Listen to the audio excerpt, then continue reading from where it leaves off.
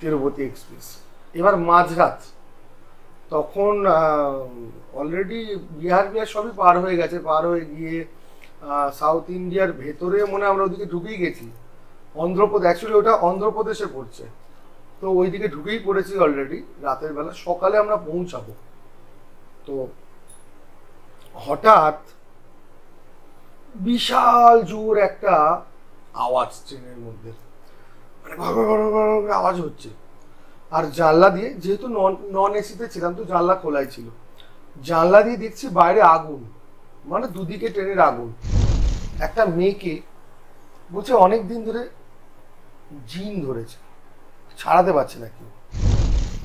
খোঁড়া চালু করলো, যখনই খোঁড়া চালু করেছে চারিদিক থেকে সাপ বেরিয়ে আসছে, বিষাক্ত সাপ। কি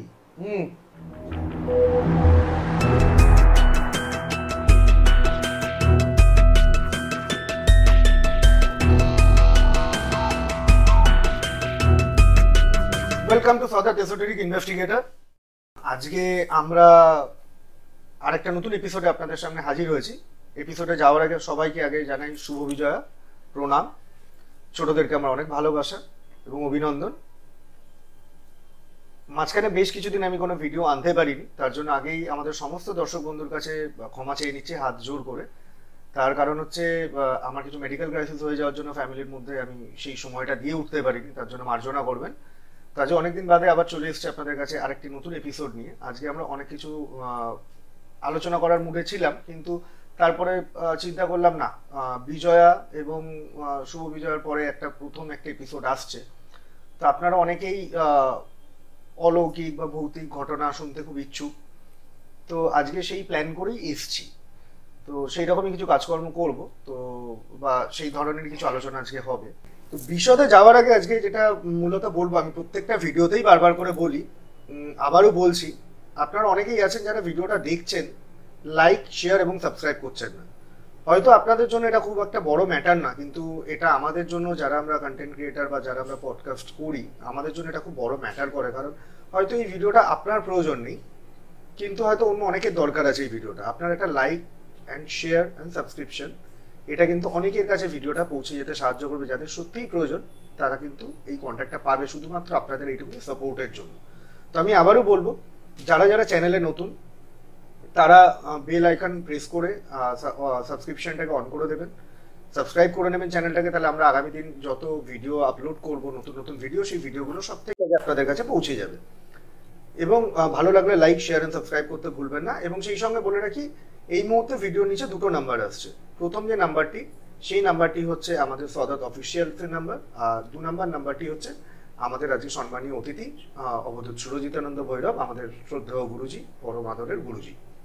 তো নিশ্চয়ই বুঝতে পারছেন তাহলে আজকে কোথায় এসে গেছি।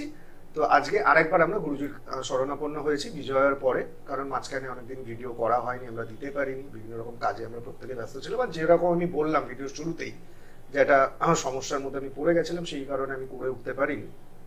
তো চলুন আজকে আর ভিডিওটাকে দীর্ঘায়িত না করে আমরা সরাসরি এপিসোডের দিকে মুভ করি এবং আজকে যে সম্মানীয় আমাদের অতিথি তার কাছে আমরা সরাসরি চলে যাই।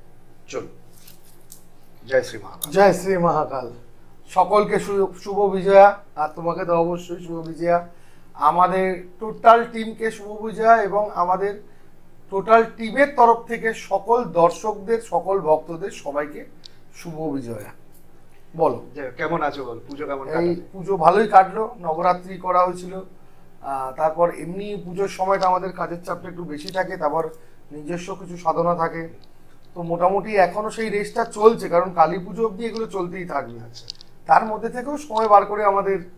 আচ্ছা, আমি তোমাকে একটা কথা জিজ্ঞেস করি, এটা আউট অফ দ্য ওয়ে আমি জিজ্ঞেস করছি। সামনেই কালী পুজো, তোমার তো মন্দিরে খুব বড় করে কালী পুজো হয়। হ্যাঁ, হবে। এবং ইতিমধ্যেই যে ভিডিওতে যে বিপুল পরিমাণে আমরা সাড়া পেয়েছি আমাদের অডিয়েন্সের থেকে, তো তারা যদি তোমার কালী পুজোতে পার্টিসিপেট করতে চায়, অবশ্যই অবশ্যই আসতে পারে। মায়ের মন্দির সকলের জন্য খোলা, কালী পুজোর দিন সবাই আসতে। যারা আসবে তাদের জন্য কি কোনো বিধি নিষেধ বা কিছু আছে? না, কোনো বিধি নিষেধ কিছুই নেই। যারা আসবে পুজো দিতে বা মায়ের মন্দিরে, টাকা পয়সারও কোনো ব্যাপার নেই, কোনো কিছু ব্যাপার নেই। শুধু একটাই রেস্ট্রিকশন আছে, মুরগি বা মুরগির ডিম এটা খেয়ে আসতে পারবে না, চিকেনের কোনো জিনিস খেয়ে আসতে পারবে না, বা মুরগির ডিম বা মুরগি বা কেক যেহেতু আমাদের মন্দিরে মায়ের শিলা আছে, নারায়ণ শিলা আছে, সেই জন্য মুরগি আর মুরগির ডিমটা অ্যালাউ হয় না। মাছ খেতে পারবে, মাটন খেতে পারবে, এগুলো নিয়ে কোনো অসুবিধা নেই, শুধু মুরগিটা অ্যালাউ করি না আমরা। আচ্ছা, এটা গেল একটা। 2 নাম্বার হচ্ছে যেটা আমি এই ব্যাপারে জিজ্ঞেস করবো, আর একটা কথা যেটা বলার পর আমরা এপিসোডের দিকে মুভ করবো, সেটা হচ্ছে যারা যারা আসবে, অনেকেই আছে তোমাকে ফোন করলে বিভিন্ন রকম কর্মব্যস্ততার জন্য তোমার ফোন ধরতে পারো না, তো সেই কারণে যারা আসবে তারা হয়তো সবাই ফোন না করেও আসতে পারে। আসুক, তুমি যদি একটু এখানকার লোকেশন এবং কিভাবে আসতে হবে সেটা যদি বুঝিয়ে দাও।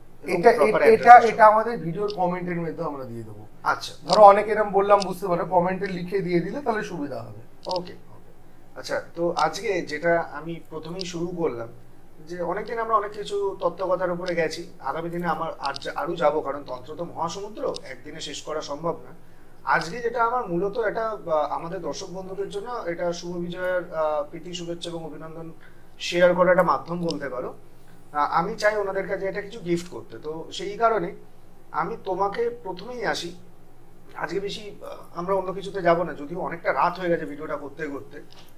তো আমি তোমাকে যেটা জিজ্ঞেস করবো সেটা হচ্ছে, জিজ্ঞেস করবো না, তোমার কাছে একটা রিকোয়েস্ট আমার, যে আমি তোমার থেকে এটা জানতে চাই, সেটা হচ্ছে দেখো আমরা তো প্রত্যেকেই যারা এই ফিল্ডে কাজ করছি তারা প্রত্যেকেই অল্প বিস্তর কিছু না কিছু প্যারানর্মাল অ্যাক্টিভিটির মধ্যে পড়েইছি কোনো না কোনো সময়, এবং আমাদের যারা শ্রদ্ধেয় অডিয়েন্স যারা আছেন তারাও পড়েছেন, এবং যে কারণে তারা বারবার আসেন তারা এই ধরনের জিনিসগুলোকে শোনার জন্য বা ফিল করার জন্য। তো আজকে আমি তোমাকে জিজ্ঞেস করবো যে ধরো এই সাধনার পথে চলতে চলতে বা বিভিন্ন রকম কেস স্টাডিজ হ্যান্ডেল করতে গিয়ে নিশ্চয়ই তুমি এরকম কিছু প্রবলেমের মধ্যে কখনো কখনো পড়েছো, তো এর মধ্যে সব থেকে হাড়হিম করা এমন কোনো ঘটনা যেখানে তুমিও গিয়ে মোটামুটি তোমাকে বেগ পেতে হয়েছে একরকম এই জিনিসটা করতে গিয়ে বা ক্লিনজিং করতে গিয়ে? তো আমি চাই যদি তুমি সেই ব্যাপারে আজকে আমাদেরকে কিছু একটু আলোকপাত করো, বা সেই রকম কোনো একটা ঘটনা যদি তুমি আমাদের দর্শকদের উদ্দেশ্যে বলো। এরম ঘটনা তো অবশ্যই আছে, এরম ঘটনা আমার জীবনে ঘটেছে। তো যে ঘটনাটা আমি বলবো, এই ঘটনাটা বেশ অনেক বছর আগেকার ঘটনা। ফেসবুক থেকে আমার সাথে আলাপ হয়েছিল মধুস্বামী বলে একজনের। সাউথ ইন্ডিয়া নীল্লুরে থাকে মধুস্বামী। মধু হচ্ছে ওই কি বলবো, আমাদের এখানে যেমন সিটি সেন্টার আছে না, ওখানে ওরকম ওই কিছু আছে সিনেমা হল, মানে আইনক্স টাইপের। তো সেখানে ওই সিনেমা হলে মধুর স্টল আছে ভেতরে, মানে এই কফি টফির স্টল আছে, সেখানেও চাকরি করে, যাই হোক বড় কোনো স্টল বা কোম্পানির আন্ডারে চাকরি করতো। তো মধুর সাথে আমার ফেসবুক থেকে আলাপ। এবার ফেসবুক থেকে আলাপ হয়, বহু দিনের সম্পর্ক, কথাবার্তা হতো। মধুও কলকাতায় এসছিল আমার সাথে মিট করতে, তারাপীঠ ফারাপীঠ ঘুরে গেছে। তো মধুর আবার একটু তন্ত্রমন্ত্র এইসব ব্যাপার নিয়ে ইন্টারেস্ট ছিল, আর ওর কিছু পারিবারিক সমস্যা ছিল, যেই সমস্যার কারণে ও বিভিন্ন তন্ত্র রিলেটেড লোকজনের সাথে সম্পর্ক রাখতো। সেই জায়গায় ওর কাজটাও একটা ছিল। তো সেই শুরুতে ওর সাথে আমার আলাপ, এবার আলাপ থেকে একটা ভালো সম্পর্কের জায়গায় চলে যায়, ওর সাথে একটা ভালো সম্পর্ক আমার হয়ে যায়। তো মধু আমাকে এক সময় বলে যে গুরুজি আপনি, আমি বাংলায় বলছি, ওরা তো অ্যাকচুয়ালি হিন্দি আর ওদের তেলেগু ভাষা মিক্স করে কথা বলে।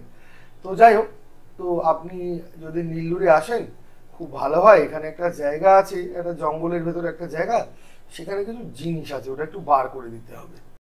তো নীল্লুরে আমাকে যেতে হবে। ও বললো গিয়ে ওখানে একটা জঙ্গল আছে, সেখানে কিছু নাকি জিনিস মূর্তি ফুর্তি ছিল মাটির তলায়, কিছু আগেকার যে জিনিস থাকে না মাটির তলায়।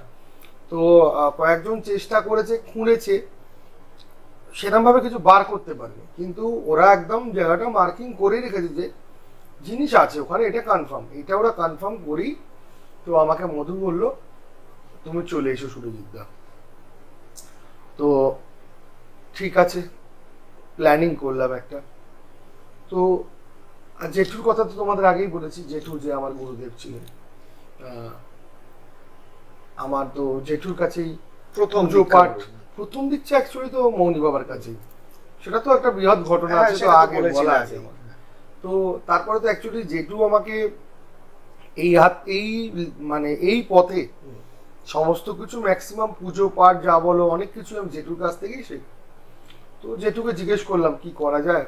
তো জেঠু আমাকে কিছু জিনিস বললো, দিয়ে বললো ঠিক আছে তুই যা, গিয়ে দেখ যদি পারিস। তো আর দ্বিতীয়ত একা যাব নীলুর, তখন অনেক দিনের আগের কথা, লকডাউনের অনেক আগে কিন্তু।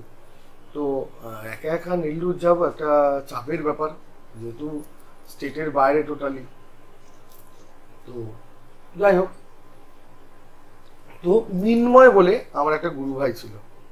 মিন্ময় থাকে হচ্ছে পাইকপাড়া আছে, পাইকপাড়া। তো মিন্ময়কে বললাম, মিন্ময় যাবে, এরকম একটা কাজ আছে, যা দক্ষিণা পাবো দুজনের ভাগ যোগ করে নেবো, কোন চলো। তো ঠিক আছে, আমরা টিকিট করলাম। এবার টিকিট হচ্ছিল না, তৎকালে টিকিট করলাম তিরুপতি এক্সপ্রেস। তিরুপতি এক্সপ্রেসে আমরা আছি, আমাদের বগিটা শেষের দিকে ছিল, জেনারেলের পিছনে একটা জেনারেল থাকে, সামনে একটা জেনারেল থাকে, ও জেনারেলের আগের বগিটা, লাস্ট কামরা। যেহেতু তৎকালে টিকিট, তো টিকিটটা লাস্টের দিকেই হয়েছে। তো ট্রেনে চললাম। আমরা সেদিন ট্রেনে উঠেছি, যতদূর আমার মনে আছে এই বেলার দিকে না দুপুরবেলা ট্রেন ছিল, তিরুপতি এক্সপ্রেস। এবার মাঝরাত, তখন অলরেডি বিহার সবই পার হয়ে গেছে, পার হয়ে গিয়ে সাউথ ইন্ডিয়ার ভেতরে মনে আমরা ওদিকে ঢুকেই গেছি। অন্ধ্রপ্রদেশ, অ্যাকচুয়ালি ওটা অন্ধ্রপ্রদেশে পড়ছে, তো ওইদিকে ঢুকেই পড়েছি অলরেডি। রাতের বেলা, সকালে আমরা পৌঁছাবো। তো হঠাৎ বিশাল জোর একটা আওয়াজ ট্রেনের মধ্যে, মানে ঘর ঘর ঘর আওয়াজ হচ্ছে। আর জানলা দিয়ে, যেহেতু নন এসিতে ছিলাম, তো জানলা খোলাই ছিল, জানলা দিয়ে দেখছি বাইরে আগুন, মানে দুদিকে ট্রেনের আগুন। মানে তোমাকে একটা কি বলবো, মানে এই কাজটা করতে যাওয়ার শুরুতেই আমি মৃত্যুকে দেখতে পাচ্ছি। মানে বাধা না, এরম যোগ মনে হয় জীবনে বহু মানুষের কম, মানে বহু কম মানুষের হচ্ছে যে মৃত্যুকে চোখ দিয়ে দেখতে পাচ্ছি যে এক্ষুনি আমি মরে যাব। ট্রেনের লাস্টের 4টে বগি লাইনের বাইরে ডিরেলড হয়ে একদম, আর একটা বগির মধ্যে আমরা আছি। তার মধ্যে পাথরের উপর দিয়ে বগি চলছে, আমরা ওই বগি একদম। এটা কোনো গল্প কথা না, মানে আমি কি বলবো, আমার ইষ্ট দেবী, আমার গুরুদেবের নামে শপথ করে বলছি, সালটা আমার এই মুহূর্তে মনে নেই, আমি বলে দেবো সালটা কত ছিল। আমার ইষ্ট দেবী গুরুদেবের নামে শপথ করে বলছে, আমি তো দীর্ঘদিন এই তন্ত্রমার্গে আছি, আমি যদি মিথ্যে কথা বলি আমার ক্ষতি হবে। মানে নিজে চোখে দেখছি বগি লাইনের বাইরে, আর ট্রেন তখন রাত্রিবেলা এক্সপ্রেস, মানে তো বিশাল জোর চলছে। এবার একটা ট্রেন সঙ্গে সঙ্গে তো আর থেমে যেতে পারে না, আর ডিরেলড হয়ে গেছে, তো ব্রেকও কাজ করবে। 4টে বগি বেরিয়ে, 2টো জেনারেল বগি আর 2টো মনে হয় তোমার ওই রিজার্ভেশন বগি, 2টো বেরিয়ে গেছে। দুদিকে আগুন জ্বলছে, আর ভেতরে মানুষ পুরো, যে কটা বগি বেরিয়ে গেছে বগিটা লাফাচ্ছে না মনে হচ্ছে। অদ্ভুত একটা সিচুয়েশন, মনে হচ্ছে এক্ষুনি ছিটকে বেরিয়ে যাবে, মারা যাবো সবাই ট্রেনে যারা আছে। তো সেই সিচুয়েশনে মিনময় তো কান্নাকাটি আরম্ভ করে, ট্রেনের লোক মানে অস্থির একটা ভেতরে কাণ্ড। 2-1 অলরেডি রীতিমতো গেট দিয়ে ঝাঁপ মেরে দিয়েছে, যে কেউ জল ফল দেখছি কোনো দিকে ঝাঁপ মারা যায় কি, সিচুয়েশন এরকম চলছে। ব্যাক পার্টনার কারোর হুশ নেই, মানুষ ভাবছে মারা যাবো এক্ষুনি, আপনি বাঁচলে বাঁচেন এক্ষুনি, সেটা আমি দেখতে পাচ্ছি, মৃত্যুকে সামনে থেকে দেখতে পাচ্ছি। এই সিচুয়েশনে যে না পড়েছে সে কোনোদিন বুঝবে না, মৃত্যুকে সামনে থেকে পরখ করছি। আমি তখন কিচ্ছু না, গুরুদেবকে মনে মনে স্মরণ করলাম, আর জোরে চিৎকার করে, গলা ফাটিয়ে চিৎকার করে, আমি কোনো কাঁদিনি, কিচ্ছু করিনি, চিৎকার করে গলা ফাটিয়ে মহামৃত্যুঞ্জয় মন্ত্র জপ করছিলাম, জোরে চিৎকার করে। আমার গলায় মানে ওই মুহূর্তে গলা দিয়ে আওয়াজ বেরোচ্ছে না, তারপরেও যতটা সম্ভব আমি চিৎকার করে করে মহামৃত্যুঞ্জয় মন্ত্র জপ করছি। ট্রেন থেকে বেশ কিছু লোক লাফ মেরে দিয়েছে। হঠাৎ কিছুক্ষণ পর ট্রেনটা আস্তে আস্তে থামলো। ট্রেনটা জাস্ট থেমেছে, সমস্ত ট্রেনের লোক তো হুড় করে ট্রেন থেকে বাইরে নেমে পড়েছে। মানে ওখানে যারা লোকজন চলে এসছে, জড়ো হয়ে গেছে, রাতের বেলায় রিপোর্টার এসে গেছে। সালটা আমি বলে দেবো কোন সালে, ওটা নিউজেও দিয়েছিল, পেপারেও দিয়েছিল, তিরুপতি এক্সপ্রেসে এই ঘটনাটা হয়েছিল। তো তারপর পাইলট চেঞ্জ হলো, অনেক পরে ট্রেন আবার ছাড়লো সেই ভোরের দিকে। ওই বগিগুলো বাদ হয়ে গেল ট্রেন থেকে। বাদ হওয়ার পর আমাদের সামনের দিকে সব এসিতে ট্রান্সফার করে দিল। তার মধ্যে বহু মানুষ ভয় আর ওঠেইনি ট্রেনে। তো কিছু লোককে এসিতে ট্রান্সফার করলো, যে পাইলট চালাচ্ছিল তিনি তাকে চেঞ্জ করে অন্য পাইলট এলো। এখানে একটু কারেকশন, আমি সরি একটু ইন্টারাপ্ট করছি তোমাকে। সেটা হচ্ছে যারা আমাদের অডিয়েন্সরা শুনবেন ওনারা আবার এটা নিয়েও জানো তো, কিছু কিছু অডিয়েন্সের কাজ আছে একটু খোঁচানো। অ্যাকচুয়ালি উনি পাইলট বলতে পাইলট বলছেন না, অ্যাকচুয়ালি ট্রেনের যারা ড্রাইভার হন তাদেরকে বলা হয় লোকো পাইলট। সেই কারণে উনি শর্টেই বলছেন, আপনাদের উদ্দেশ্যে এটাকে বলে রাখলেন। বলো। তো তাকে চেঞ্জ করা হলো, দিয়ে ট্রেন আবার ভোরের দিকে চালু হলো। এবার লোকজন এসে গেছে, রিপোর্টার জল ফল বিস্কুট ফিস্কুট সবাইকে দিচ্ছে একটা সিচুয়েশন। আবার ঠাকুরের নাম ফাম করে বসলাম, শেষমেশ নেল্লুর পৌঁছালাম। এবার আমি যে কাজটা করতে যাচ্ছি দেখো, তার আগেই একটা এত বড় ঘটনা, এটা মৃত্যুর সমান ঘটনা। জাস্ট ওই মুহূর্তে কিন্তু আমার মৃত্যু হয়ে যেতে পারতো, কিন্তু শুধু ঈশ্বরের কৃপা, আমার গুরুদেবের কৃপা, আর হয়তো যে মানুষগুলো ছিল সত্যি ঈশ্বর তাদের উপর মুখ তুলে তাকিয়েছিল ট্রেনে, তাই অ্যাক্সিডেন্টটা হয়নি, এতগুলো মানুষ বেঁচে গেছে। এবার ক্ষতি যাদের হয়েছিল, যারা কিছু লোক ঝাঁপ মেরেছিল ভয় পেয়ে, ক্ষতি তাদের কিছু হয়েছিল। গেল। এবার নেল্লুরে পৌঁছালাম। মধু আমাকে এসে স্টেশন থেকে পিক আপ করলো, দিয়ে প্রথমে আমরা মধুর বাড়িতেই উঠলাম। মধুর বাড়িতে ওই দিন ছিলাম, কি বিষয়টা, এই বিষয়টা ভালো করে জানলাম। জানার পর ওখান থেকে আরেকটি কেস এলো। যখন আমি ওখানে গেছি, শুনে যে মধুর পরিচিত এই সেই, এতে অনেকে তো আলাপ পালাপ করতে আসছে, দেখা করতে আসছে। তো দিয়ে আমি ওখানে রয়েছি কদিন ধরে। আরেকটি ঘটনা আমার কাছে কেস এলো ওখানে। একটা মেয়েকে বলছে অনেক দিন ধরে জিন ধরেছে, ছাড়াতে পারছে না কেউ, এই একটা কেস এলো। তো এই জিনের কেসটা আমি দেখবো বলে রেডি হলাম। মেয়েটি কি ওখানকার লোকাল? লোকাল মেয়ে। মেয়েটি কলেজে পড়তো, সেকেন্ড ইয়ার। মেয়েটি সায়েন্স নিয়ে পড়ছিল ওখানকারই কোনো কলেজে, সেকেন্ড ইয়ারে পড়ে। মেয়েটির মা কোনো রোগবশত মারা যায়। আচ্ছা। ওরা যাতে খ্রিস্টান ছিল, তো মেয়েটির মাকে রীতিমতো কবর দেওয়া হয়। এবার মেয়েটি মারা যাওয়াতে, মেয়েটির মা মারা যাওয়াতে বাড়িতে মেয়েটি আর মেয়েটির বাবা, আর কেউ নেই। এই কাজটা আমার কাছে এনেছিল ওখানকারই একজন মুসলিম সুলেমানি তান্ত্রিক। সেও খুব নাম করা তান্ত্রিক, তারও বেশ ইয়াং ছেলে, কিন্তু ভালো তান্ত্রিক, সুলেমানি তন্ত্র সম্পর্কে হেভি জ্ঞান তার। তো সে কেসটা নিয়ে এসেছিল আমার কাছে। সে অনেকদিন স্টাডি করে কেসটাকে করতে পারেনি ঠিক করে। তো আমি কেসটা শুনলাম যে মেয়েটির মা যখন মারা যায়, তারপর থেকে মেয়েটি বাড়িতে ডিপ্রেশনে চলে যায়। এই মেয়েটি ডিপ্রেশনে চলে যাওয়ার পর কি হতো, মেয়েটি প্রতিদিন রাত্রিবেলা বাড়ি থেকে বেরিয়ে যেত। বেরিয়ে কোথায় যায় খুঁজে পাওয়া যায় না, খুঁজে পাওয়া যায় না। ওর বাবা রাত্রিবেলা চিন্তিত হয়ে যায়। প্রথম 2-4 দিন ওর বাবা বুঝতে পারেন, যখন মেয়েটি ঘরে ঢুকছে ভোরবেলা তখন জানতে পেরেছে। এরপরে কি হয়, মেয়েটি রাত্রিবেলা বেরিয়ে যায়। মেয়েটি বেরিয়ে সেই কবরস্থানে চলে যায় যেখানে ওর মায়ের কবর দেওয়া, যেখানে ওর মায়ের কবর দেওয়া ছিল। আর মেয়েটি ওই কবরে গিয়ে বসে থাকতো সারা রাত আর কাঁদতো। মানে মেয়েটি নাকি এমন একটা অদ্ভুত ভাবে ওখানে কাঁদতো। দেখো, কবরের ওদিকে যে খ্রিস্টানদের কবর আছে, এবার জঙ্গল না, কবর আছে, তার আশেপাশে তোমার হচ্ছে কি বলবো বাড়ি ঘর টর আছে, কিন্তু কবরস্থানের বাইরে।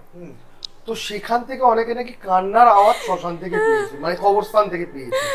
তো সেই কান্নার আওয়াজ পাওয়ার পর লোকজন মিলে একদিন রাত্রে চলে যায় শ্মশানে, এই কবরস্থানে গিয়ে দেখছে একটি মেয়ে ওই কবরের মধ্যে বসে কাঁদছে। আর কান্নাটা এক অদ্ভুত টাইপের কান্না। তো মেয়েটিকে তুলে বাড়িতে নিয়ে আসে তার বাবা, সবাই মিলে বাড়ির লোক গিয়ে, মানে আশেপাশের লোকজন বাড়িতে নিয়ে আসে। এবার মেয়েটিকে বাড়িতে তার বাবা আটকে রেখে দিত, যাতে কোনোভাবে মেয়েটি না বাড়ি থেকে বেরিয়ে রাত্রিবেলা কবরস্থানে যেতে পারে। কিন্তু কোনোভাবেই মেয়েটিকে আটকে রাখা যাচ্ছে না। মেয়েটি যখন ঘরের ভেতরে এতটাই ডিপ্রেশনে চলে যাচ্ছে, তার বাবা দেখছে যে আর কথা বলে না, খেতে চাইছে না, সারাদিন চুপচাপ এক জায়গায় বসে থাকে খাটের কোণে, আর ওই রকম অদ্ভুত টাইপের একটা কান্না রাত্রিবেলা কাঁদে। আচ্ছা, অদ্ভুত কান্না, বলছে সেই কান্নাটা একটা অদ্ভুত কান্না। তো যাই হোক, ওর বাবা অনেক ওখানকার ছোটখাটো তান্ত্রিক ফান্ত্রিক হ্যানা ফ্যানা, ওদের যা ক্যাথলিজমের লোকজন হ্যানা ত্যানা এইসব জল টল সব দিয়েছে, কিছুতেই কিছু হচ্ছে না। দু একদিন ভালো থাকছে, আবার কিন্তু সেম। এটা করতে করতে দীর্ঘদিন মেয়েটাকে মেন্টাল ট্রিটমেন্টও করেছে, মেয়েটাকে সাইকাট্রিস্টের কাছে দেখিয়েছে, নার্ভের ডাক্তার দেখিয়েছে, কাউন্সিলিং করিয়েছে, কোনো কিছুতেই কিছু হচ্ছে না। তো মেয়েটির বাবা একদিক থেকে ফেলিওরই হয়ে গেছে। ফেলিওর হয়ে গিয়ে মানে মেয়েটির বাবাও বড় র্যাঙ্কের, উনি একজন অফিসার ছিল। তো ওর বাবাও আস্তে আস্তে ডিপ্রেশনে, যে আমার ওয়াইফ সে মারা গেল, একটি মাত্র আমার মেয়ে, যে আমার সবকিছু, তাকে আমি সুস্থ করতে পারছি না। বাবাটা মানে কি বলবো, বাবাটাও যেন মূর্ছে পড়েছে। তো আমাকে মধু, যেই মধুর সাথে যে বললাম মুসলিম তান্ত্রিকটার পরিচিত, সেই মুসলিম তান্ত্রিকটা সে তার বাবাকে নিয়ে আসে আমার কাছে, যে কলকাতা থেকে উনি এসছে, ওনারা মা কালীর পুজো করে, তো উনাকে একবার দেখতে পারেন যদি কিছু করে। তো আমি মধুকে বললাম, মধু ঠিক আছে একবার দেখি, ট্রাই করে। এখানে আমি জেঠুকে ফোন করলাম, জেঠুকে জিজ্ঞেস করলাম, জেঠু কি করা যায়, দেখ তুই একবার গিয়ে কি করতে পারছিস, এত দূরে আমি এখানে আছি, তুই ওখানে, তুই দেখ গিয়ে কি করিস। তো মেয়েটির বাড়িতে গেলাম।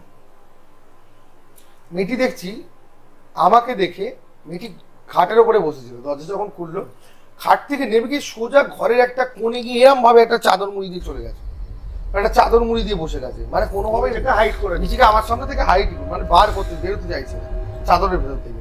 ওর বাবা অনেক কষ্টে ধরে ফরে গিয়ে চাদর ফাদর খুলে ওকে ধরলো।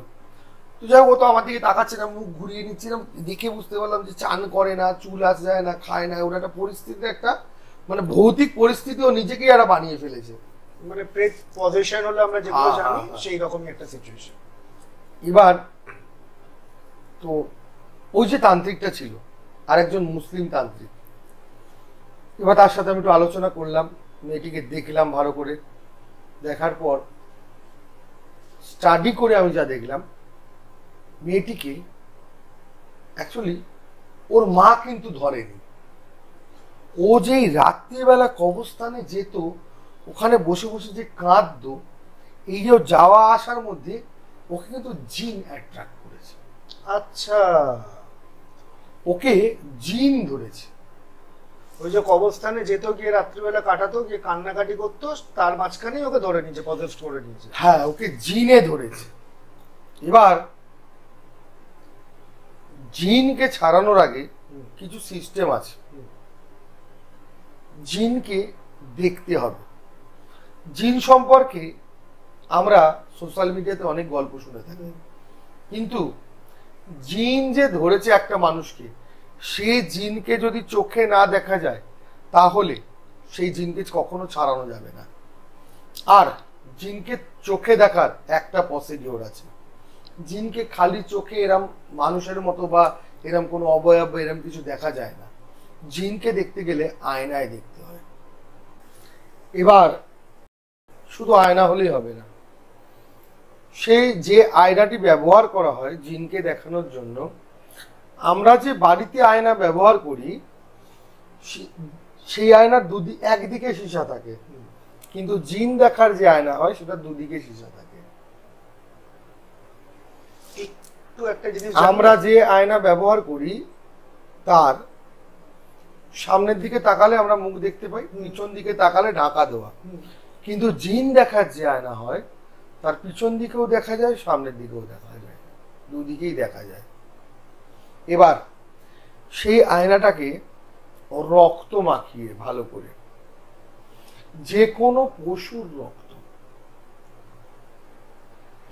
যে কোনো পশুর রক্ত সেই আয়নাটায় ভালো করে মাখানো হয়।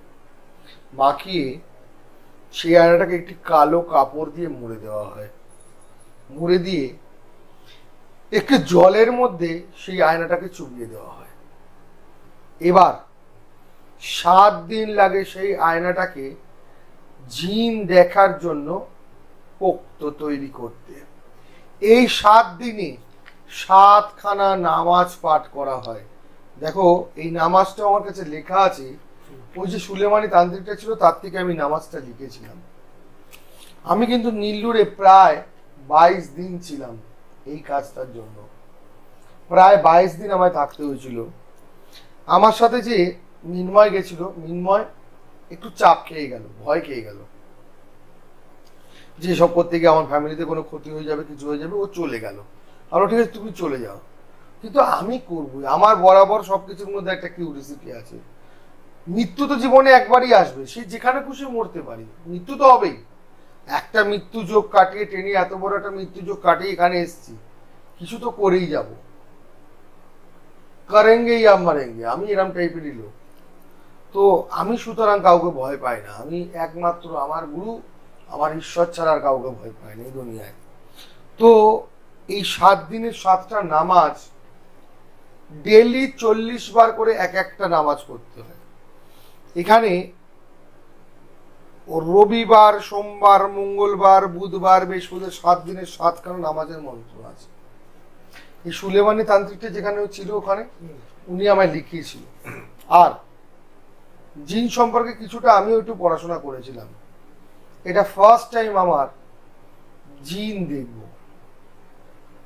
তো আয়না উনি জোগাড় করে দিয়েছিল আমাকে, পশুর রক্তও এনেছিল। রাত্রিবেলা করে আমরা দুজনে বসতাম, প্রতিদিন সেই আয়নাটাকে রক্ত মাখিয়ে একটা কালো কাপড় মুড়ে জলে চুবিয়ে দিয়েছিলাম। একটা জলের পাত্র থাকতো, তাতে চোবানো ছিল। এবার ওই 7 দিন লাগবে রক্তটা পচে গলে নষ্ট হয়ে আয়না থেকে রক্তটা পরিষ্কার হয়ে যাবে। কিন্তু প্রতিদিন নামাজের এক একটি মন্ত্র 40 বার করে পাঠ করতে হয়। 7 দিন প্রত্যেকটা মন্ত্র 40 বার করে ওর সামনে পাঠ করতে হয়। একটা আমি মন্ত্র বলে শুনে, লা ইলাহা ইল্লাল্লাহু ওয়াহদাহু লা শারীকা লাহ লাহুল মুলকু ওয়া লাহুল হামদু ওয়া হুয়া আলা কুল্লি শাইইন কাদির। لا إله إلا الله وحده لا شريك له له الملك وله الحمد وهو على كل شيء قدير। এই যে পাঠ করাটা আমি কিন্তু ওই মুসলিম তান্ত্রিকের কাছে শিখেছিলাম। তো এইভাবে 7 দিন করার পর আমরা আয়নাটাকে সেই কালো কাপড় মোড়া থেকে খুলি, জল থেকে তুলে, যেটাকে একটা স্ট্যান্ডে লাগাই। ওই মেয়েটি বাড়িতে যাই, গিয়ে আয়নায় জিন, এরপর জিনকে ডাকার মন্ত্র আছে, সেটাও সুলেমানি মন্ত্র।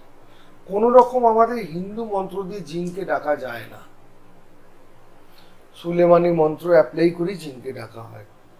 তো আমি পরিষ্কার আয়নায় জিনকে দেখেছিলাম। এবার আমরা গল্প শুনেছি অনেক ঘটনা, সাদা ড্রেস পরে থাকে জিন, এই থাকে ওই থাকে, না, আমি আয়নার মধ্যে ওই মেয়েটাকেই দেখতে পাচ্ছি, মেয়েটার সবকিছু দেখতে পাচ্ছি, কিন্তু মুখটা দেখতে পাচ্ছি না।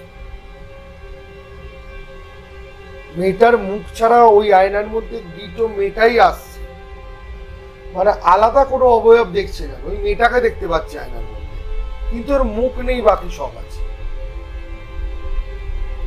তখন ওই সুলেমানি তান্ত্রিকটা বলল যে গুরুজি ये जीन है, इसको जीन में पकड़ा है।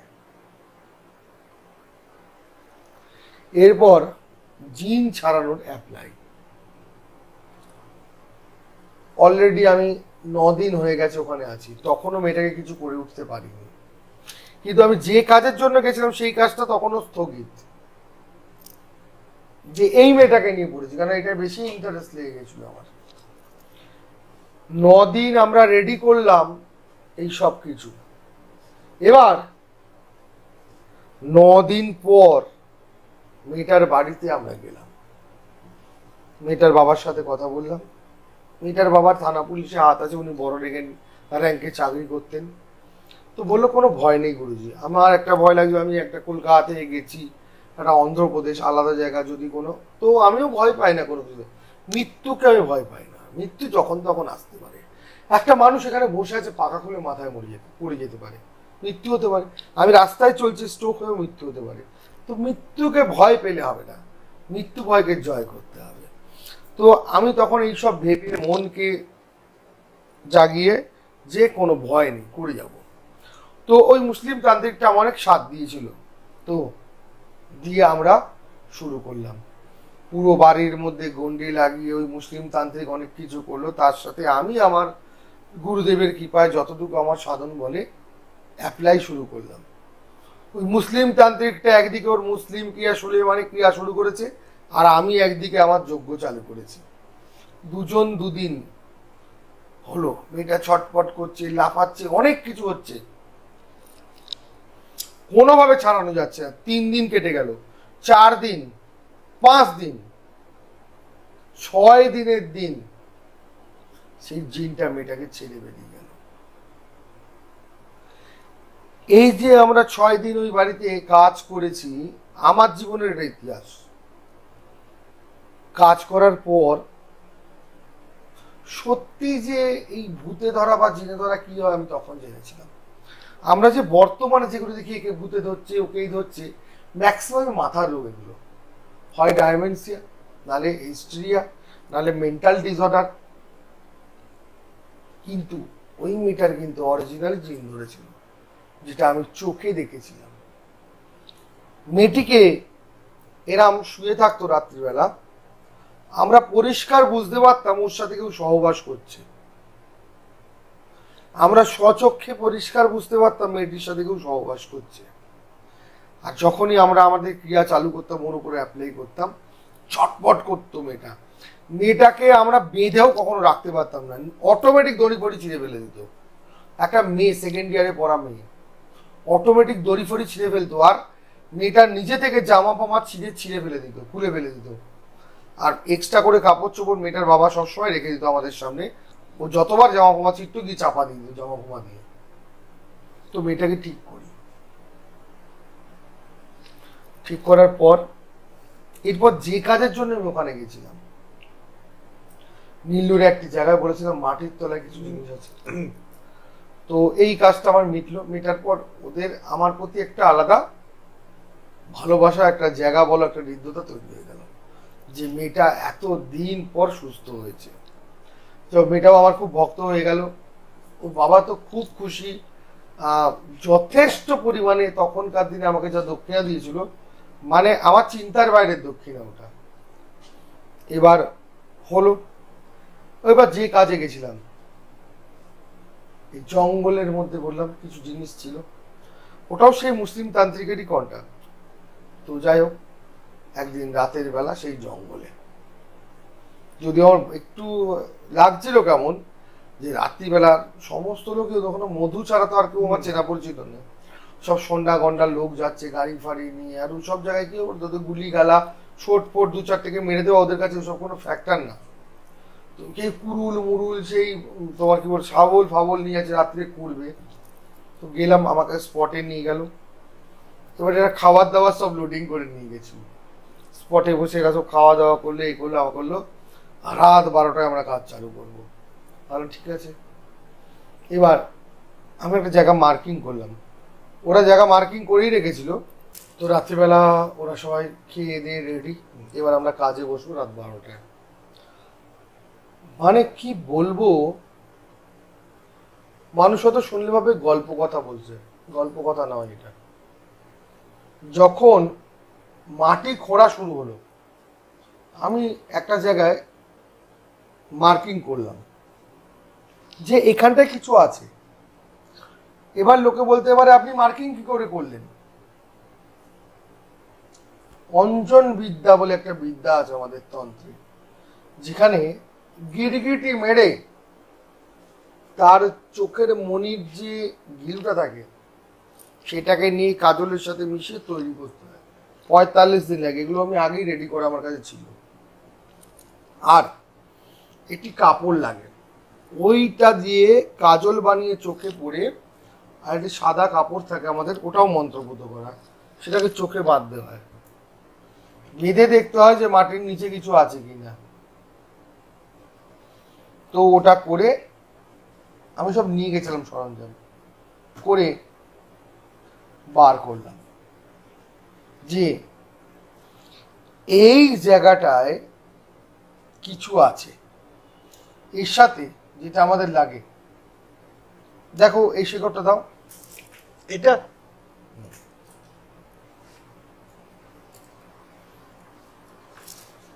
এটা একটা গাছের শিকড়। এই অঞ্জন বিদ্যা করার সময় এই শিকড়টা লাগে। এই যে আমরা কাপড়টা যখন তৈরি করি, কাপড়টাকে এর মধ্যে দিয়ে মুড়ি, আর কাজলটাকে তৈরি করতে হয়, দিয়ে কাপড়টা মুড়াটা আমরা এরম ভাবে চোখে লাগিয়ে বেঁধে দিই। এর ভেতর দিয়ে দেখা যায় যে মাটির তলায় কি আছে। তো সেটা করলাম, একটা জায়গায় মার্কিং করলাম, এই জায়গাটা কিছু দেখা যাচ্ছে মনে হলো। হ্যাঁ, এরম না যে পরিষ্কার অনেক সোনা গয়না হিরে মুক্ত দেখা যাচ্ছে, এরকম হয় না, যে ওই জায়গাটায় কিছু আছে একটা হালকা হালকা বোঝা যায়, এক্সরে টাইপ। হ্যাঁ। এবার খোঁড়া চালু করলো, একদম ঠিক বলেছো, পারফেক্ট, এক্সরে টাইপ। খোঁড়া চালু করলো, যখনই খোঁড়া চালু করেছে চারিদিক থেকে সাপ বেরিয়ে আসছে, বিষাক্ত সাপ। বলো কি? জ্যোৎস্নার আলো, ওখানে কোনো লাইট নেই, টর্চ ছিল সবার হাতে। এবার ওই সিচুয়েশনে দেখো, আমি কিন্তু জানি না এখন সাপকে কিভাবে কন্ট্রোল করবো, তখন আমি শিখিনি, এখন এটা আমি পরে শিখেছি এই বিদ্যা। আমার রিলে গিয়েও কেউ দেখবে আমি বিভিন্ন ধরনের সাপ ধরে দেখানো আছে, তখনও জানতাম না। বাবা বানখান্ডি সাহেবের সাধনা করতে হয়, যেটা আমি পরে করেছিলাম। বাবা বানখান্ডি সাহেবের সাধনা করলে যে কোনো পশুকে কন্ট্রোল করা যায়, পশু জীব জন্তুকে।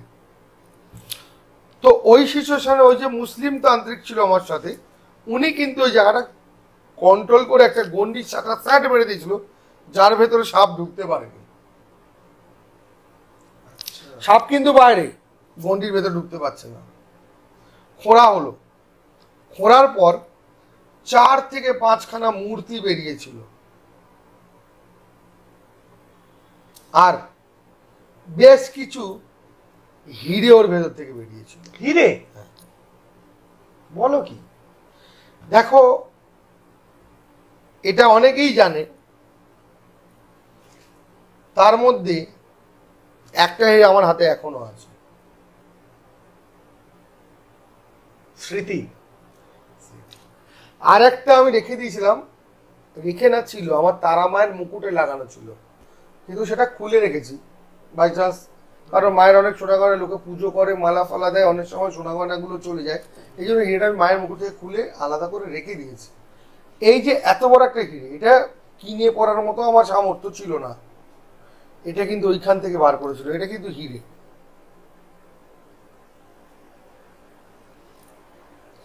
তো তো ওখানে করলাম রাত্রিবেলা বেশ কিছু মূর্তিগুলো জানি না মূর্তিগুলো কোন ঠাকুরের, কিন্তু কোনোটার গায়ে এরকম সাপ আছে, কোনোটা এরকম জড়ানো আছে, এটা পাথরের মূর্তি, ভাঙা চোরা এইসব বেরিয়েছিল। হিরে এমন কিছু না যে হাঁড়ি হাঁড়ি বেরোয়নি, অল্প কিছু বেরিয়েছিল, সেখান থেকে দুটোই ওরা আমাকে দিয়েছিল। আর দক্ষিণাবাবদ টাকা দিয়েছিল আমাকে, টাকার কন্টাক্ট আগেই ওদের সাথে আমার হয়েছিল। এবার ওখান থেকে বেরিয়ে নীল্লুরে, যারা নীল্লুর গেছে বা নীল্লুর সম্পর্কে জানে, নীল্লুরে একটা কি বলে মসজিদ বা মাজার আর কি, যেখানে মুসলিমরা নামাজ পাঠ করে, বিশাল বড় এরিয়া নিয়ে। ওখানে ফেরার পথে আমরা ওখানে গেছিলাম, মুসলিম তান্ত্রিক বলল যে আমাদের মাজার ওখানে একটু মাথা ঠুকে আমরা তারপর ফিরবো, এই কাজটা আমাদের হয়েছে। ওদিকে মেয়েটাও ভালো হয়েছে।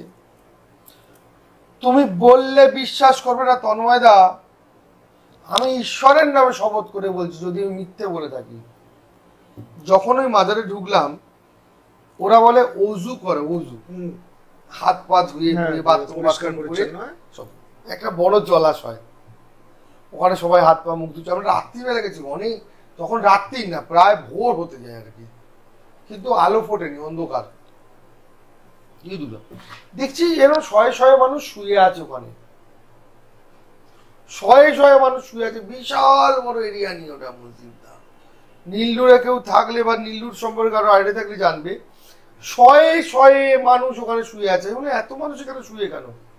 বলছি ধরো কারো টিউমার, কারো এটা ওটা সেটা অপারেশন, বিভিন্ন রোগে ভুগছে, এরা এখানে হত্যা দেয়।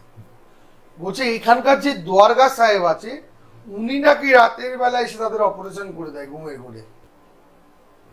আর এটা সত্যি আমি চোখে দেখে এসেছি। কি বলছো? হ্যাঁ, এটা নীলডুরে আছে এরকম একটা দোয়ারগা, দোয়ারগা সাহেব, হ্যাঁ জায়গাটা দোয়ারগা, দোয়ারগা সাহেব ওখানে বলছে রাতের বেলা আসেন, এই যারা রাতের বেলায় শুয়ে আছে ঘুমের ঘরে নাকি উনি অপারেশন করে দিয়ে চলবে, কারণ বড় বড় রোগ, বড় বড় রোগ থেকে মানুষ মুক্তি নেওয়ার জন্য ওখানে রাতের পর রাত হত্যা দেয়, নামাজ পড়ে আর হত্যা দেয়। Hidden doctor? হ্যাঁ। এবার যখন আমি দোয়ারগা সাহেব রোদেতে থাকি, যেমন দোয়ারগা, গিয়ে আমাকে বললে এখানে প্রণাম করে এখানে নমস্কার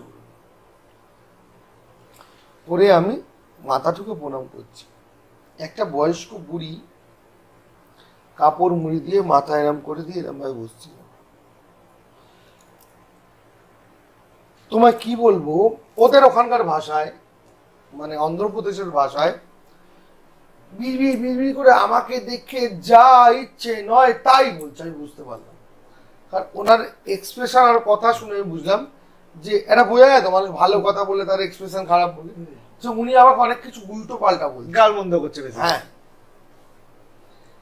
এবার আমার যে মুসলিম তান্ত্রিকটা ছিল আর যে মধু স্বামী ছিল, আমি যে मधु की बोलते हैं बुझते पारछे क्या बोल रहा है ये, मुझे कुछ बोला गुरुजी ये बोल रहा है मैं बरसों से वही पर सोए थे, बरसों से मैं सोए थे। বছরের পর বছর ধরে ওখানেই শুয়েছিল। इस इंसान ने आके मेरे आंख में मिट्टी छिड़क दिया है, কারণ আমি যখন জমিটার কাজ করছিলাম এর মাটিতে মন্ত্র মনে ছুটে ছুটে মারছিলাম। হ্যাঁ, बोलते इस इंसान ने मेरे आंख में मिट्टी छिड़क दिया है, মানে মাটির ছুঁড়ে দিয়েছো। मैं आंख से कुछ दिखाई नहीं दे रहा है, मैं भटक रहा हूं, मैं भटकते भटकते द्वारका साहब के पास आए हूं कि द्वारका साहब इसका विचार करेंगे कि मेरा विचार करे। एकदम सত্যি বুকে হাত রেখে বাই হার্ট বলছি। তারপর আমাকে যখন মানেটা বললো ওনার, আমি বিশ্বাস করবে না, আমি ওই বয়স্ক মহিলার সঙ্গে সঙ্গে দুটো পায়ে হাত দিয়ে পড়ে গেছিলাম যে আমায় ক্ষমা করে দিন, এই জীবনে আমি আর কোনোদিন এই মাটির তলার জিনিস বা এগুলো তুলতে কখনো কোথাও কোটি টাকার লোভ দিলেও কেউ কোনোদিন যাব না। এটাই আমার জীবনের প্রথম ছিল, এটাই আমার জীবনের শেষ। আর দ্বারকা সাহেব যেন আমায় ক্ষমা করে এই ভুলটার জন্য।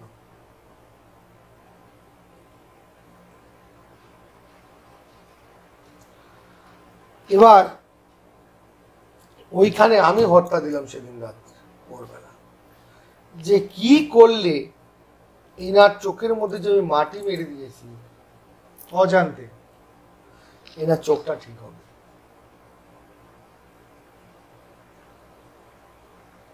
তারপর ওখানে বসলাম, হত্যা দিলাম।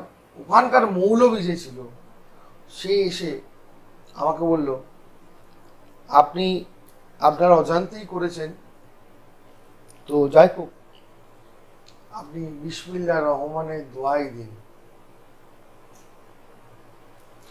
দিয়ে 100 মালা, আমাকে একটা হাকিকের মালা দিয়েছিল, যে আপনি দ্বারকা সাহেবে বসে 100 মালা बिस्मिल्लाह रहमान रहीम इस मंत्र का जप करके समा मांग लीजिए, उसका आंख भी ठीक हो जाएगा और आपके ऊपर से ये सांप भी उतर जाएगा। মানে অভিশাপটাও চলে যাবে, ওনার চোখটাও ঠিক হয়ে যাবে। বিসমিল্লাহ রহমানে রহিম। আমি 108 বা 108 মালা ওই ওই হাকিক মন্ত্র মালা জপ ধরে। করে ওই হাকিক মালা এখন আমার কাছে আছে, করে এসেছি। তারপর উনি আমাকে তখন দেখি আমার যখন 108 বার মালা শেষ হয়ে যায় দেখি ওই মহিলা নেই ওখানে। অভিশাপ মুক্ত হয়ে গেছে, তুমিও হয়ে গেছো, ওনারও চোখ ঠিক হয়ে গেছে। এবার এই যে বিসমিল্লাহ রহমানের রহিম, তারপর থেকে আমাকে মৌলভী সাহেব ওখানকার যে ছিল বলেছিল যে বেটা इस मंत्र से आप किसी को झाड़ दो, किसी को फूंक दो, किसी को ये कर दो तो उसका काम हो जाएगा। সত্যি অনেক যারা মুসলিম আমার কাছে আছে তাদের আমি সবসময় বলি বিসমিল্লাহ রহমানের রহিম দোহাই দাও, ওদের ফু দাও, জলে ফু দিয়ে খাইয়ে দাও, বাচ্চা ঠিক হয়ে যাবে। ঝাড়ফুঁক, হাওয়া বাতাস, ছোটোখাটো কাজ হয়ে যায় এই মন্ত্রে। ভূতের ভয় হ্যাঁ না তেনা। আর তারপরে আমি ওখানকার যে মৌলানা সাহেব ছিল তিনি আমাকে, তার কাছ থেকে আমি আরও 2 দিন ছিলাম, পরে দেখা করতে গেছিলাম, গিয়ে ওখানে থাকাকালে উনি আমাকে খাজা বাবার একটি সাধনা দিয়েছিল। খাজা বাবা, হ্যাঁ, যেটা আমরা গানে শুনি, খাজা বাবা। হ্যাঁ, খাজা বাবা। বৃহস্পতিবার গোলাপ ফুল দিয়ে খাজা বাবার পুজো হয়, সুন্দর আতর সেন্ট মাখিয়ে ওনাকে গোলাপ ফুল দিয়ে খাজা বাবার পুজো, খাজা বাবার মন্ত্র করে খাজা বাবার পুজো করেছিলাম, অদ্ভুত ফল পেয়েছিলাম। বলেছিল आप जब सुलेमानी तंत्र करो, कुछ भी करो, ये खाजा बाबा का पूजा करके करो, बस देखो आपका कितना काम हो गया। এই একটা ঘটনা আমার জীবনের, সত্যি ঘটনা। এবার তোমার বলা শেষ হয়ে গেলে আমি কিছু কথা বলি দর্শকদের উদ্দেশ্যে। এতক্ষণ ধরে তো কথাবার্তা শুনলাম তোমার সবকিছু। আমি সেই সমস্ত দর্শক যারা অন্ধভক্তির পথে চলেন তাদের উদ্দেশ্যে আমি বলি যে আজকের এই পুরো ঘটনাটা শোনার পরে আপনারা কি বুঝেছেন আমি জানি না, আমার যেটা আত্ম উপলব্ধি সেই জায়গা থেকে দাঁড়িয়ে আমি একটা কথা বলি, সেটা হচ্ছে সাধনার কোনো লিমিট নেই, সাধনা কোনো ধ্যান ধারণা নেই। আমরা বারবার যেটা সব জায়গায় শুনে এসছি, আমাদের পুরাণে বিশেষ করে, যে শক্তি নিরাকার, তো তার কোনো ধর্ম নেই, তার কোনো বর্ণ নেই, শুধুমাত্র আপনার নিজস্ব ভক্তি আপনাকে সাধনার পথে নিয়ে যেতে পারে। সেটা আরেকবার গুরুজি আপনাদের সামনে প্রমাণ করলেন। অনেকের মনেই এটার প্রশ্ন আসবে এই পুরো এটাকে শোনার পরে, পুরো ঘটনাটা শোনার পরে, পুরো আলোচনাটা শোনার পরে, পুরো গল্পটা বা ঘটনাটা শোনার পরে আপনাদের বারবার মনে হবে যে আপনি তো তান্ত্রিক, অঘোরী, হিন্দু, আপনি মৌলবাদী হলেন কি করে, বা এই ধরনের সুলেমানি তন্ত্র আপনি প্রয়োগ করলেন কি করে। আসলে জানেন তো, শক্তি নিরাকার, ঈশ্বর নিরাকার, এবং তার কোনো ধর্ম নেই। আপনার ভক্তিই হচ্ছে অ্যাকচুয়ালি ঈশ্বরের তো কোনো ধর্ম নেই না। ঈশ্বর, একটা গান আছে দেখবে, तू हिंदू बनेगा ना मुसलमान बनेगा, इंसान की औलाद है इंसान बनेगा। মনুষ্য জাতি, ঈশ্বর কিন্তু মানুষ বানিয়েছে, ঈশ্বর কোনো ধর্ম বানায় না, মানুষ ধর্ম বানিয়েছে। আমরা বিথাই এগুলোকে নিয়ে লড়ালড়ি করি। দেখুন এখানেও দেখুন অদ্ভুত ভাবে উনি হিন্দুত্ব নিয়ে গেছিলেন, ওনাকে ডেকে নিয়ে যাওয়া হয়েছিল, উনি গেলেন, সমস্ত কার্যকলাপ করলেন, তারপরে বিন্দু মাত্র সিন্ধু, মানে বিন্দু বিন্দু করে তো সিন্ধু জন্মায়, আর সমুদ্র থেকে আমরা প্রচুর জল তুলতে পারি না, আমরা হয়তো কিছুটাই তুলে আনি। যেরকম দেখবেন বাড়িতে আমাদের গঙ্গা জলের প্রয়োজন হলে গঙ্গার ঘাটে যাই, 1 জার বা 1 মগ জল তুলে আনি, সেটাই গঙ্গা জল হিসেবে সারা বছর পৃথক করি আমাদের বিভিন্ন ধরনের কার্যকলাপে ইউজ করার জন্য, বিশেষ করে পৌরাণিক বা স্পিরিচুয়াল কার্যকলাপে ইউজ করার জন্য, ব্যবহার করার জন্য। তো এখানেও দেখুন উনি কিন্তু গেছিলেন, আর সেই সিন্ধু তন্ত্রের, সেই সিন্ধু থেকেই, সেই হিন্দু তন্ত্র নয়, ওয়েস্টার্ন অকাল্ট নয়, সুলেমানি তন্ত্র থেকে উনি কিন্তু কিছু নিয়েই ফিরেছেন। অর্থাৎ তন্ত্রের কোনো, হয়তো তন্ত্র আমরা যে ওয়ার্ডটা ইউজ করি সেই ওয়ার্ডটা হয়তো সম্পূর্ণ আলাদা একটা হিন্দুত্ববাদী ওয়ার্ড, কিন্তু যদি তন্ত্রকে শিক্ষা হিসাবে নেন তাহলে সেটা কিন্তু কোনো ধর্ম, বর্ণ, আকার, গন্ধের মধ্যে সীমাবদ্ধ নয়। শুধু তন্ত্র না, আধ্যাত্মিক মার্গে বা ঐশ্বরিক মার্গে এখানে কোনো জাতপাত তন্ত্র হয় না, না, আর শেখার কোনো শেষ হয় না। শেষ কখন কোথায় গিয়ে আমরা কি শিখতে পারবো তার কোনো হিসাব নেই।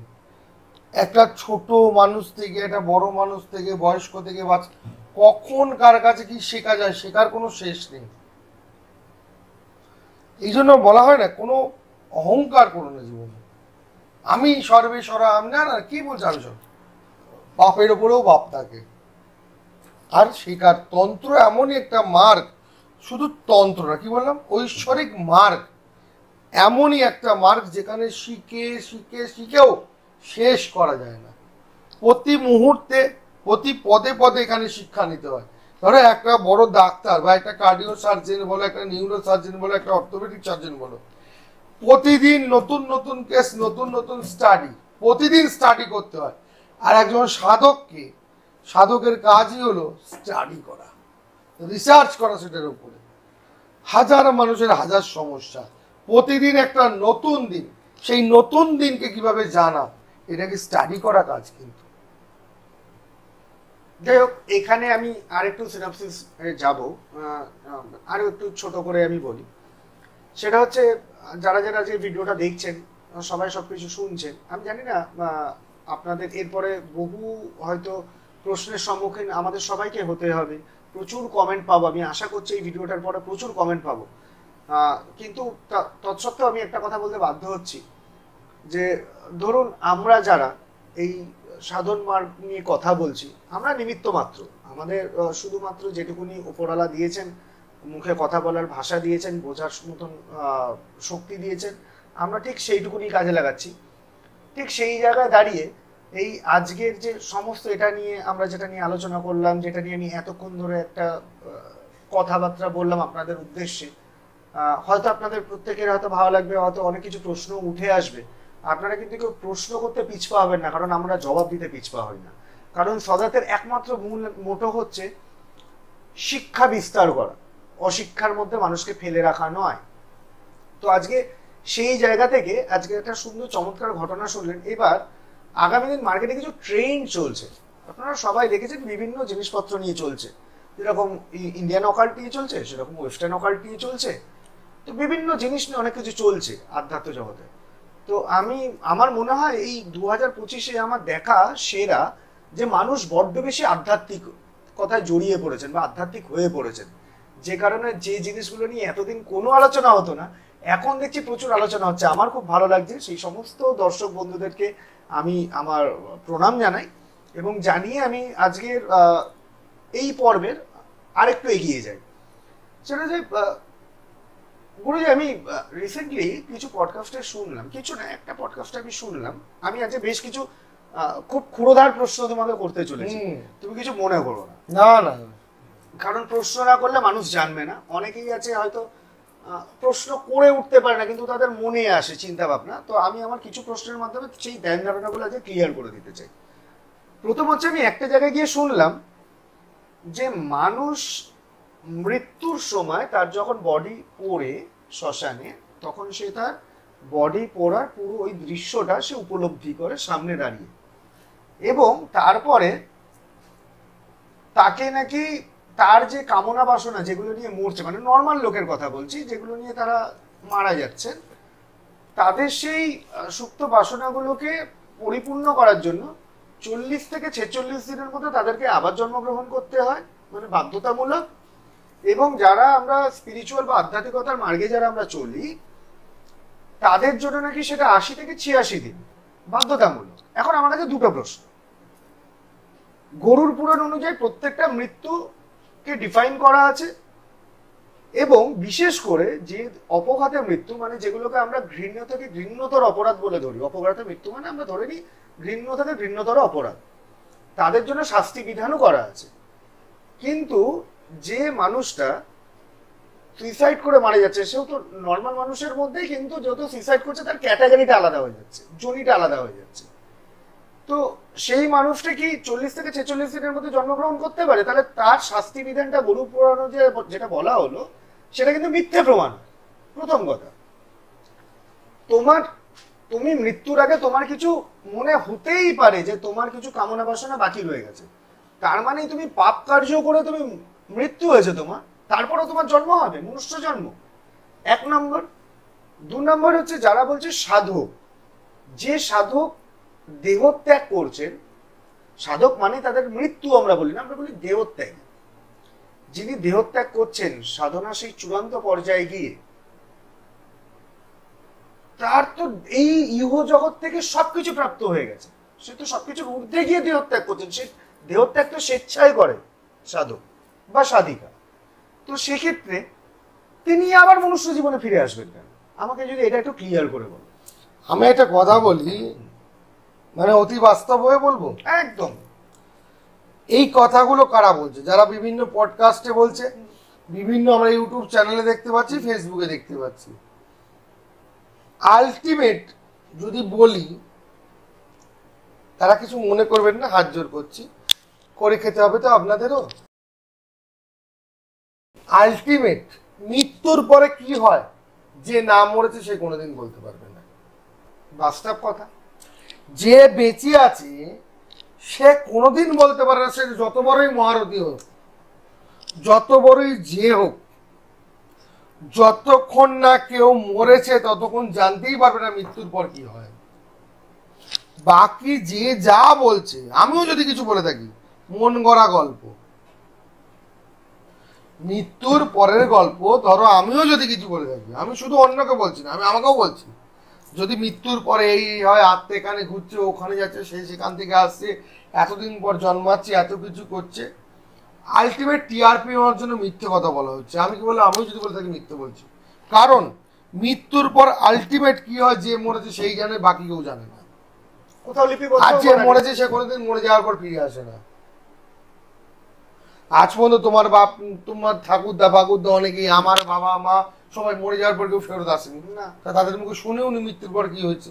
যারা বলছে আলটিমেট টিআরপি নেওয়ার জন্য আর মানুষকে মিথ্যে বোঝানোর জন্য।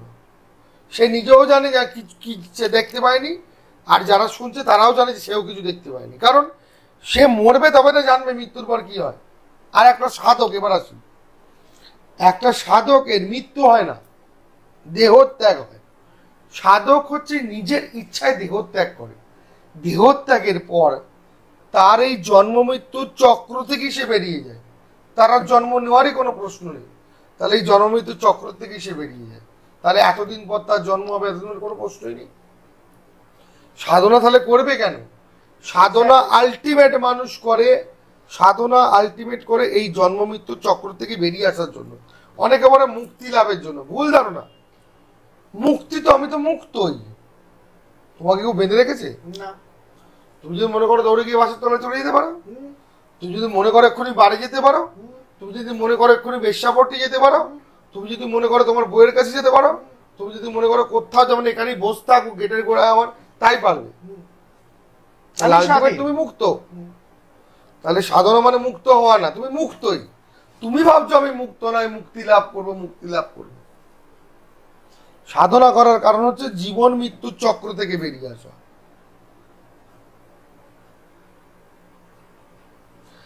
যাতে আমি এই জাগতিক জগতের মধ্যে আর এই জীবন মৃত্যুর চক্রে জড়াবো না। আমি স্বাধীন। যারা জীবন মৃত্যুর চক্রের মধ্যে জড়িয়ে আছে, এই আমাদের মতো মানুষ, সাধারণ মানুষ, মোহ মায়া এগুলোর মধ্যে মোহ মায়া সবকিছু থাকবেই, থাকবেই থাকবে। পডকাস্ট করছি কেন, ভিডিও কেন করছি, কেন করছি? আমি যদি পরিষ্কার বলি কেন করছি, আমার টিআরপি বাড়ানোর জন্য করছি। লোকে 10 জন আমার চিনবে বলে করছি, 5 জন আমার কাছে তন্ত্র শিখতে আসবে বলে করছি, 10 জন দেখাতে আসবে বলে করছি, আমার 2-4 লাখ ইনকাম হবে বলে করছি। এই সত্যি কথাটা বুক থেকে বলার মতো ক্ষমতা অনেকের কম আছে। কেন আমি ভিডিও করছি? তার কারণ আমার যদি মনে হয় আমি মুক্ত, আমি সবকিছু ত্যাগ করেছি।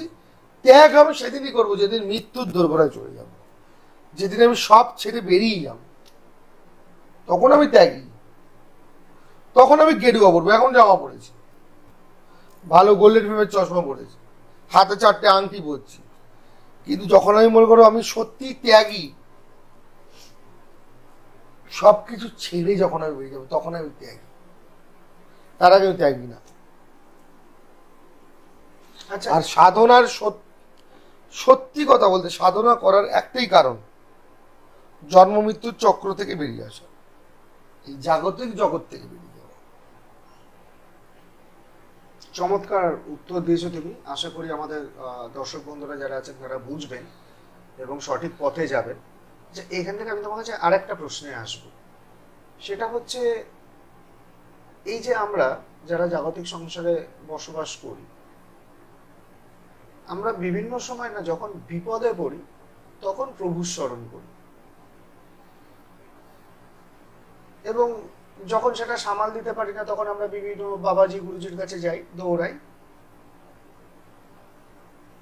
এইটা একটু বলি, আমরা কেন বাবাজি গুরুজি মাতাজি তান্ত্রিকদের কাছে যাই? কারণ আমাদের মধ্যে কোনো কনফিডেন্স নেই আর কোন রকম বিশ্বাস নেই। ঈশ্বরকে যারা বিশ্বাস করে না তারাই বাবাজি মাতাজিদের কাছে যায়। তোমার যদি ঈশ্বরের প্রতি 100% বিশ্বাস থাকে, তুমি আমার কাছে কি বোঝা বাঁধতে আসবে? সত্যি কথা, আমি তো তোমার ঈশ্বরের প্রতি বিশ্বাস নেই, তুমি আমার কাছে কি করতে এসছো? ঠিক কথা। তোমার যদি সত্যি ঈশ্বরের প্রতি বিশ্বাস থাকে, তুমি কোনোদিন আমার কাছে আসবে না। একদম ঠিক কথা। তোমার ঈশ্বরের প্রতি বিশ্বাস নেই বলে তুমি আমার কাছে এসছো, আর এসছো বলেই তোমার থেকে আমি সুযোগ নেব, এটা তো সত্যি কথা। একদম 100%। তোমার হয়ে কেন আমি কাজ করব? আমি কি তন্ত্র সাধনা বা আমি কি এত বছর 12 বছর অঘোর সাধনা তোমার জন্য করেছি? না, আমি আমার জন্য করেছি। একদম। তাহলে তোমার জন্য যখন আমি করতে যাব, তোমার জন্য যখন আমি ওকালতি করতে যাব তার কাছে, তাহলে আমার পারিশ্রমিক চাই। তুমি কেন আমার কাছে আসছো? তোমার বিশ্বাস নেই তার প্রতি, তোমার তার প্রতি বিশ্বাস নেই। ঠিক কথা, এটা তুমি খুব সুন্দরভাবে বলেছো। এবার আমি আরেকটা একটু অলৌকিক জগতের একটা প্রশ্নে আসি, যেটা এখন বহু মানুষ সম্মুখীন হচ্ছে। সেটা আমি প্রচুর ফোন পাই, জানো তো। বিশেষ করে যেহেতু আমাদের একটা সদার্থ এসোটেরিক ইনভেস্টিগেট, একটা প্যারানর্মাল ইনভেস্টিগেশন টিম আছে। তো সেই টিমটা আমরা বিভিন্ন রকম প্যারানর্মাল ইনভেস্টিগেশন বা এই ধরনের যারা প্রবলেমে ভুক্তভোগী তাদেরকে আমরা হেল্প করি। তুমিও জানো সেই টিমের একটা পার্ট, তুমিও, তোমাকে নতুন করে বলার কিছু নেই। তো বিশেষ করে এখন আমি এটা খুব ট্রেন্ড লক্ষ্য করছি, জানো তো। আমার বিভিন্ন ফোন আসছে, আমার বাড়িতে এরকম প্রবলেম হচ্ছে রাত্রিবেলা, দাদা একটু যদি এসে একটু দেখে দেন। অনেকাংশে বুঝতে পারছি যে যে প্রবলেমটা ওনারা বলছেন আমাকে, সেই প্রবলেমটা কোনো প্রবলেম না। অ্যাকচুয়ালি ওনারা হয়তো কল্পনার জগতে ভাসমান, আদারওয়াইজ হ্যালোসিনেট করছেন, বা হয়তো সারাদিন এখন বিভিন্ন রকম চ্যানেলে বিভিন্ন রকম গল্প টল্প শুনে না একটা ইমেজিনারি ওয়ার্ল্ড নিজের মাথায় ক্রিয়েট করে ফেলছেন। আবার তার মধ্যে কিছু অংশ আছে যাদের প্রবলেমগুলো জেনুইন, যেটা শুনলে বোঝা যায় এতদিনে রিসার্চ করার পরে বা কাজ করার পরে।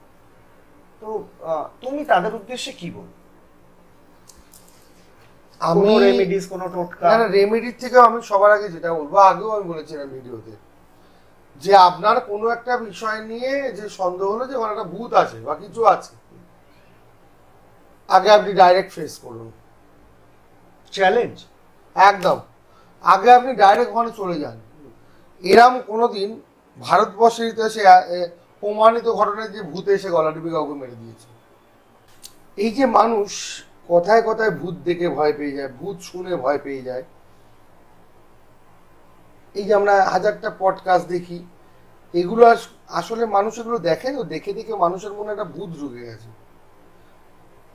আগে মানুষের জীবন সংসার নিয়ে চিন্তা থাকতো, কাজকর্ম নিয়ে চিন্তা থাকতো, ছেলে মেয়েকে মানুষ করবো কি করে চিন্তা থাকতো, বড় স্কুলে পড়াবো কি করে। এখন মানুষের চিন্তা অন্য থাকে, ভূত তাড়াবো কি করে, আমার বাড়ির ছাদে মনে হয় ভূত ঘুরছে, ওই একটা ঝমঝম করে আওয়াজ হয়েছিল, কে যেন চলে গেল। এই মিথ্যে চিন্তাগুলো থেকে মানুষ যদি বেরিয়েছে, যদি কারোর মনে হয় ঘরের সাথে আমার বাইরে একটা ধমধম করে আওয়াজ হচ্ছে, তাকে তখনই আমি বলবো ঘুম থেকে উঠে গিয়ে দরজা খুলে দেখো বাইরে কি আছে। ওই কিছুই দেখলে না, কিছুই বুঝলে না, একটা আইডিয়া মনে হলো কে যেন একটা চলে গেছে। আরে মনে অনেক কিছুই হয়, তুমি সত্যিটা ফেস করো সোজাসুজি। ওই মানুষ ফেস করতে চায় না কারণ তো মৃত্যুকে ভয় পায় বলে। আরে আলটিমেট কি হবে? মৃত্যু। এর চেয়ে বড় ক্ষতি তো আর জীবনে কিছু নেই। হাই তুমি ভূত যদি গলা টেপে মেরে দেবে, সত্যি ভূত মারবে মারবে, সাহস করে উঠে যাও। দেখো গিয়ে কি আছে, তাহলেই দেখবে মানুষের জীবনে ভয় অনেক কমে যাবে। মানুষ সাহস করে কোনো কিছুকে দেখতে যায় না, মানে জানার কোনো দরকার নেই, আগে মানতে হবে হ্যাঁ হয়েছিল, ওটাকেই ভেবে নিয়ে বদ্ধমূল ধারণা করে বেঁচে থাকা। তো মানুষের এই অন্ধবিশ্বাস থেকে সরে আসাটা খুব দরকার আমি মনে করি। আজকে আমরা অনেক কিছু আলোচনা করলাম, একদম আমরা শেষ পর্বে পৌঁছে গেছি। আমার মনে হয় না আর এটাকে দীর্ঘায়িত করাটা খুব ভালো হবে, কিন্তু একটা খচখচাটি তো মনের মধ্যে থেকে যায়, বিশেষ করে তোমার মতো মানুষকে পাশে পেলে কথা কিভাবে সময় চলে যায়, কিভাবে আলোচনায় চলে যায় আমরা বুঝতেও পারি না। অনেক কিছু শেখার আছে, জানার আছে, যেটা তুমি আগেই বলেছিলে শেখার কোনো শেষ নেই। তো আজকে একদম আলোচনার শেষ পর্বে পৌঁছেছি, এরপর আমরা ভিডিওটাকে ওয়াইন্ড আপ করবো। কিন্তু তার আগে তোমার কাছে একটা ছোট্ট আমার প্রশ্ন আছে, এটা জেনেই শেষ করবো আজকে। সেটা হচ্ছে, এই যে ধরো এই ভৌতিক উপদ্রব বা ভৌতিক কর্মকাণ্ড আমরা যারা যারা ফেস করি, যেটা আমরা এতক্ষণ ধরে কথা বলছিলাম, যে কিছুটা মানসিক, কিছুটা হয়তো তার মধ্যে জেনুইনিটি আছে, একদম সেটার পার্সেন্টেজ হয়তো একদম তলানিতে গিয়ে থাকবে, কিন্তু এই যে ভৌতিক কর্মকাণ্ডের মধ্যে আমরা পড়ি, এগুলোর সহজাত সলিউশনটাই রিয়েল ভৌতিক কাণ্ডে পড়লে রিয়েল তার কোনো সহজাত সলিউশন নেই, আর মানসিক ভৌতিক কাণ্ডে পড়লে তার কোনো রেমেডি নেই। বোঝাতে পারলাম?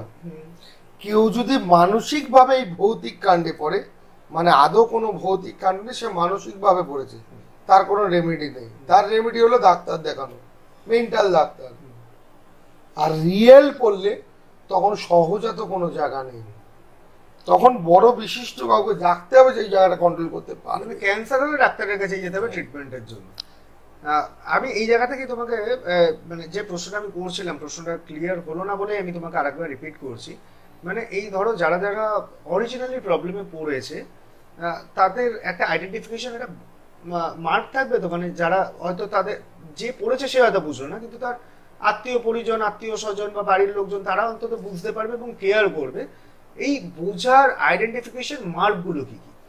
সবার আগে বলি, যদি কোনো মহিলা বা পুরুষ যদি কোনো প্রেতাত্মা বা ভৌতিক কবলে পড়ে, প্রথমত সে সমাজ থেকে আলাদা হয়ে যাবে, মানে তার কাজকর্ম থেকে দূরত্ব বাড়বে, তার সাংসারিক লাইফ থেকে দূরত্ব বাড়বে, তার সমস্ত জায়গা থেকে দূরত্ব বাড়বে, সে সমস্ত কিছু থেকে দূরত্ব, কারণ সে এই জগৎ ছেড়ে ভৌতিক জগতে চলে এসছে।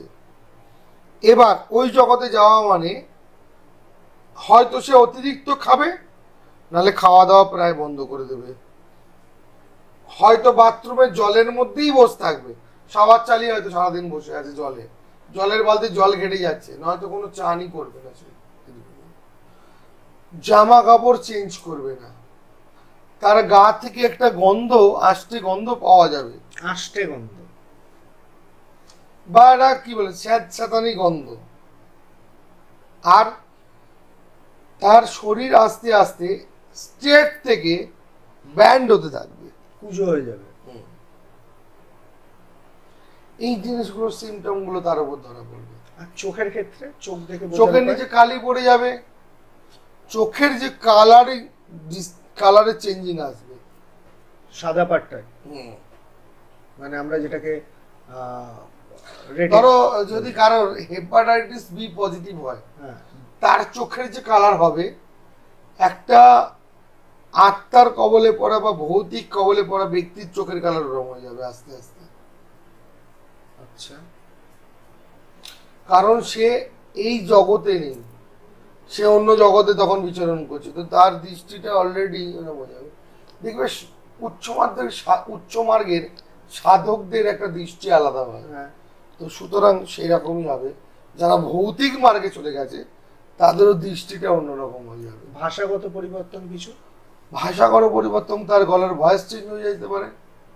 আচ্ছা, হয়তো সে কারোর সাথে কোনো কথাই বলছে না, গুগা উঙা করবে, নিজেকে একটু সবার থেকে সরিয়ে রাখবে, আর নাহলে চিৎকার করবে, যেটা তার পছন্দ হবে। আজকে অনেক কিছু জানলাম। এরপর তো তুমি একটা লাইভে আসার প্ল্যান করছো, তো আজকে তো অনেক রাত হয়ে গেছে, আজকে আর হবেও না, আর আজকে এটার পরে লাইভ করাটাও না না, আজকে তো হবেও না। হবে এরপর না। আমরা লাইভে আসবো হ্যাঁ। মাঝে মধ্যে, হ্যাঁ যেখানে প্রশ্ন উত্তর, হ্যাঁ আমরা দর্শকদের প্রশ্ন থাকবে, আমাদের অ্যান্সার আমাদের যারা অডিয়েন্স থাকবে তাদের যে প্রশ্নগুলো আমাদের মনে হবে খুব কাঙ্ক্ষিত উত্তর দেওয়ার মতন, আমরা সেটা দেবো, এবং এটা আমরা খুব তাড়াতাড়ি চালু করছি। আর এর সঙ্গে তোমাকে আমি যেটা বলবো, বা আমি তোমাকেই বলবো এটা অ্যানাউন্স করার জন্য, একটা হচ্ছে তোমার বা আমাদের যে ইনস্টিটিউটটা যেটা চালু হয়েছে তন্ত্রবিদ্যা চর্চা করার জন্য, তো সেটার অ্যাডমিশন প্রসেস তো অলরেডি চালু হয়ে গেছে। অ্যাডমিশন প্রসেস অলরেডি চালু, অ্যাডমিশন বহু ছেলেমেয়ে হয়েও গেছে, ক্লাসও চালু হয়ে গেছে। তো আমি বলে দিই, যারা অ্যাডমিশন নিতে চায় তারা অবশ্যই আমার নাম্বারে যোগাযোগ করতে পারে। অ্যাডমিশন ফিস 1500 টাকা, মান্থলি 1500 টাকা। প্রত্যেক মাসে 4টে ক্লাস, সানডে করে আমাদের দুপুর 1টা থেকে ক্লাস হয়, অনলাইন অফলাইন দুটোই হয়। যার যেটা সুবিধা সে সেটা করতে সে সেটাই করবে। থিওরিক্যাল প্র্যাকটিক্যাল দুটোই হয়। ওকে, আর এরপরে তুমি যদি বলো যে আমরা আগামী দিন আর কি কি ধরনের ভিডিও আনবো দর্শকদের উদ্দেশ্যে, কারণ দর্শকদের এটা সাসপেন্স, দর্শকরা দেখতে থাকুক, চ্যানেল সাবস্ক্রাইব করুক, তখন জানতে পারবে। তাহলে আজ এই পর্যন্তই, সবাইকে অসংখ্য ধন্যবাদ, নমস্কার, জয় শ্রী আর মহাকাল। একবার শুভ বিজয়া, জয় শ্রী মায়ের কৃপায়, মহাকালের কৃপায় সবাই ভালো থাকবেন, অনেক সুস্থ থাকুন, ভালো থাকুন, সত্যের পথে থাকুন, সত্যের দিকে তাকিয়ে চলুন। নমস্কার।